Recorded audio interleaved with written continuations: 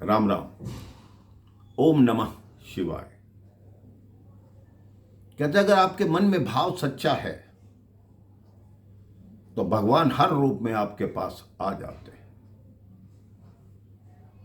मैंने किसी संत के मुख से एक वृंदावन की सच्ची घटना सुनी तो मेरा मन किया कि वो घटना मैं आपके समक्ष प्रस्तुत करूं। कहते एक छोटा सा बालक था, वो अनाथ था। उसकी आयु 8 से 10 वर्ष थी। जब वो इधर उधर भटक रहा था तो एक गुरु की दृष्टि उन पर पड़ी और उसने कहा, बच्चे तुम कौन हो? उन्होंने कहा, मेरे माता पिता का देहांत हो चुका है, इस संसार में मेरा कोई नहीं। तो उन संत ने कहा, तुम ऐसा करो, हमारे आश्रम में आकर रहो, वहां तुम क्या काम कर सकते हो? उसने कहा, पहले भी मैं एक जगह काम करता था तो गैया चराता था। कहते ठीक है, हमारी भी गौशाला है, आज से तुम्हारा यही कार्य है कि तुम गैया चराया करो।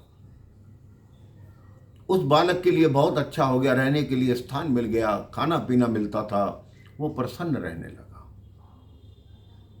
अब रोज गैया लेकर जाता और शाम को चरा के वापस आता। ये कार्य करते हुए उसको 10-12 दिन हुए थे। मार्ग में एक व्यक्ति मिला। कहता क्या करने जाते हो? कहता गैया चराने। तो उस व्यक्ति ने उसको कहा कि इस वन में क्यों जाते हो? यमुना पार करके भांडीर वन में जाया करो, वहां तो कृष्ण और बलराम भी गैया चराने आते हैं। उस भोले भाले बच्चे ने उस व्यक्ति की बात को सच मान लिया। अगले दिन वो सारी गैया लेके यमुना पार करके भांडीर वन में गैया चराने जाने लगा। उसे गाय चराते हुए 2-3 दिन हुए थे। वो एक वृक्ष के नीचे बैठ गया। कहता मुझे किसी ने कहा था कि तुम भी गैया चराने आते हो, मैं तो 3 दिन से देख रहा हूं, तुम आ नहीं रहे, आ जाओ। उसके मन के भाव इतने शुद्ध थे कि भगवान को भी उसके समक्ष आना पड़ा। भगवान भी ग्वाल रूप में थे, साथ में बलराम जी, साथ में ग्वाले, साथ में गैया चरा रहे हैं भगवान।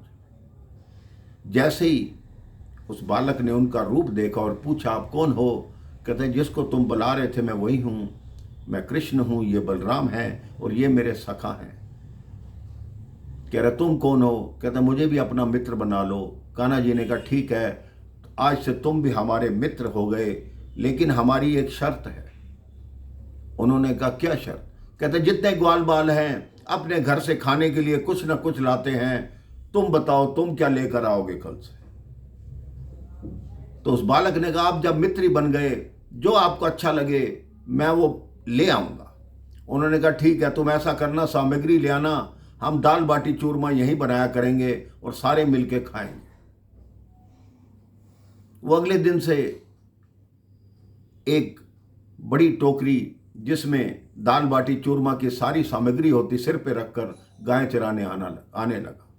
गुरुजी ने देखा 3-4 दिन बाद कि ये रोज एक टोकरी किस चीज की भर के ले जाता है।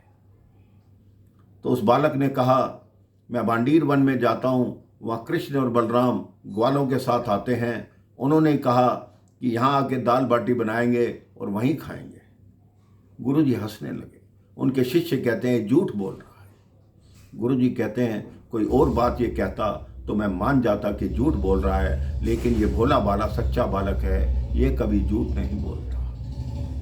गुरुजी ने कहा अच्छा तुम कहते हो कृष्ण और बलराम आते हैं, कैसे लगते हैं? तब उन्होंने बताया एक नीलांबर धारण किए होते हैं, उनका गोरा वर्ण है, वो बलराम है। एक पीतांबर धारण किए होते हैं, उनके घुंघराले बाल हैं और सांवला रंग है। गुरुजी उसकी बात सुनकर मूर्छित हो गए। कहते इस बालक को भगवान के दर्शन हो रहे हैं और मुझे आज तक नहीं हुए। तो गुरुजी ने कहा हमारी एक बात सुनो, तुम्हारे जो मित्र वहां गैया चराने आते हैं उन्हें कहो कि हमारे गुरुजी आपको बुला रहे हैं, यहां आइए और यहां भोजन करिए। कहते हैं ठीक है, मैं जाके अपने मित्र से कहूंगा। वो बालक फिर उस जंगल में पहुंचा, वन में पहुंचा, गाय चरा रहा था। कान्हा जी बलराम सहित आ गए, दाल बाटी खाने लगे। तो उस बालक ने कहा, मेरे गुरु ने कहा है आप उनको दर्शन दीजिए। कान्हा जी ने कहा, नहीं नहीं, मैं तुम्हारे गुरु को दर्शन नहीं दे सकता।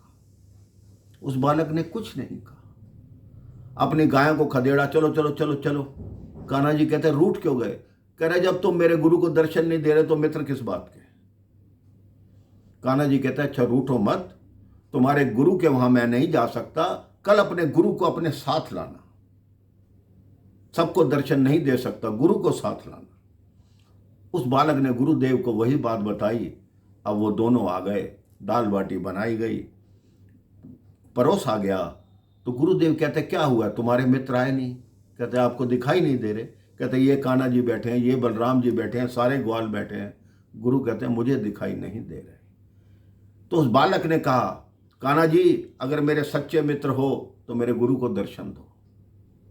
कान्हा जी उसी समय प्रकट हो गए। गुरु कान्हा जी के चरणों में बाद में गिरे, पहले अपने शिष्य के चरणों में गिरे। उन्होंने कहा, तेरा भाव शुद्ध था, तुझे कान्हा जी दिखाई दे रहे थे, मेरे मन में कोई विकार होगा तभी मुझे कान्हा जी दिखाई नहीं दे रहे थे। तो कान्हा जी ने कहा, ठीक है, ये हमारा सच्चा भक्त है, इसको हमेशा अपने आश्रम में रखना। उसको कहा, अच्छा मित्र, अब हम चलते हैं, अब तुम्हें एक बार हम मिल लिए, अब हमारी यही छवि अपने ध्यान में रखना और अच्छे से जीवन बिताना। कान्हा जी उस बालक से विदा लेकर चले गए और वो बालक जीवन भर राधे कृष्ण राधे कृष्ण राधे कृष्ण करता रहा। राम राम। ओम नमः शिवाय।